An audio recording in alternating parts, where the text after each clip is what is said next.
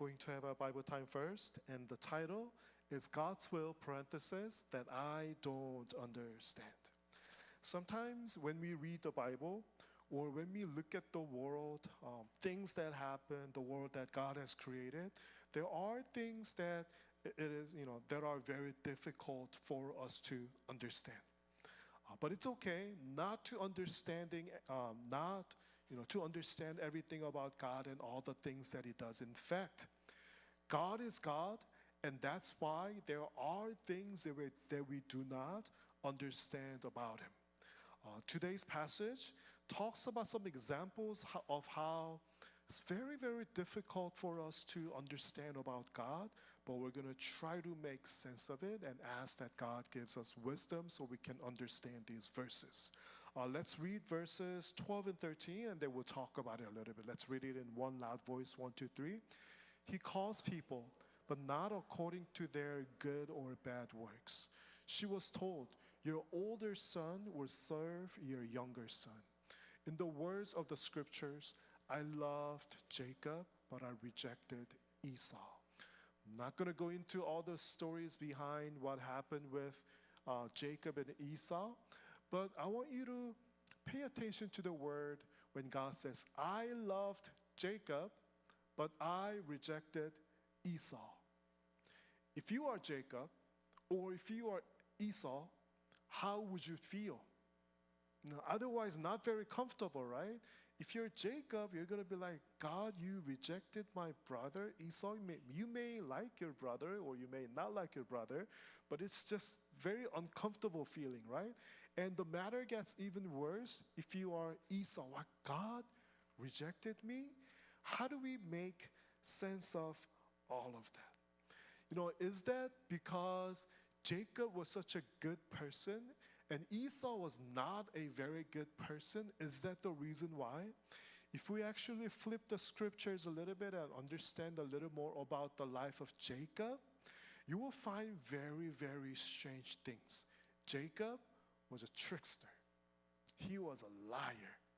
Jacob tricked his brother, and then he got his birthright. He tricked his father, and then he stole the blessings. And many, many examples in the Bible about Jacob being less than a high quality person, right? But why did God love Jacob but reject Esau? Well, verse 12 kind of gives us a clue. It says, he calls people, so you understand that this is not about emotions, right? He calls people, not about God loving you and disliking someone, but it's about God's calling, right? God calls people not according to their good or bad works. God called Jacob not because Jacob was good. God rejected Esau not because Esau was bad, but God called, out of His own will, out of His own choice. We're going to look at one more kind of difficult thing to understand, and let's read verses 17 and 18, and let's try to make sense of it. 17, let's go. For the scriptures say that God told Pharaoh, so you see, God chooses to show mercy to some, and He chooses to harden the hearts of others so they refuse to listen.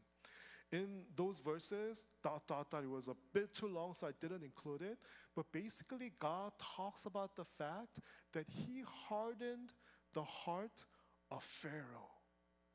Where God hardens the heart of a person, doesn't God always try to soften our hearts? Why does God try to harden a person's heart? So if God hardened Pharaoh's heart, then it's probably not Pharaoh's fault for being such a hardened, how do you say it? Hard-hearted person, right? A little bit difficult to say, but is that sort of the understanding that the Bible is trying to give us? No, not really. When a person continues to have a hardened heart, what does God do? He says, okay, you choose to have a hardened heart, and I'm going to let you have that. I'm going to leave you alone so you continue to have a hardened heart, and I'm going to even use that hardened heart for unfolding my story. See, God has the right to make choices, in terms of when God calls people and how He uses people. And sometimes God says, enough is enough. If you choose to harden your heart, then I am going to let you be. A little difficult to understand. And now I'm going to try to bring a little bit of sense into what we're talking about. In verse 21, it talks about our God being like a potter and us being like a clay. Who loves playing with clay? A lot of you guys, I find pieces of clay in my house. Really, it's imagine you are the potter and you make things out of clay. You make a car, you make a house, and you make, I don't know, fire station, a coffee shop. And you, as a potter, you have the choice to make whatever you want to make.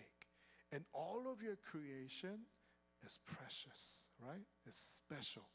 And in this translation, there's a very funny translation. It says, the same lump of clay to make one jar for decoration. Beautiful. You can make something out of clay and it's beautiful. Use it for decorations. And you can also choose to make a container to throw your garbage into. And this is how we human beings think. We compare, right? Look at me.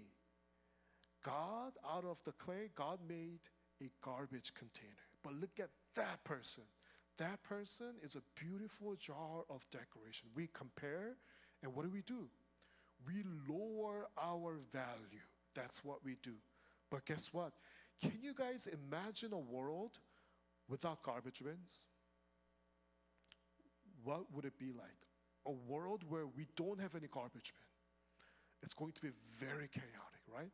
We think something's lowly, but God made everything beautiful.